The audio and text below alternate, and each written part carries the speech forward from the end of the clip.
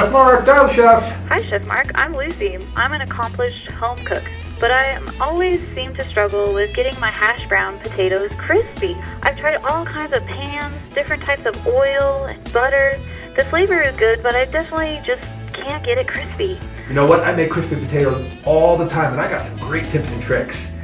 First thing I'm going to do is I peel my potatoes with a great amount of box grater. Then I squeeze out with my hands just as much water as possible to get them really, really dry. Preheat your pan before you start cooking them. I like to add some vegetable oil and a little bit of butter for browning. I make a flat disc of potatoes right in the bottom of the pan. The hardest part is waiting until they crisp up. Don't turn them too early or they'll never crisp. Thank you, Chef. Anytime. And you can send your questions into chef.mark@contractappliance.net.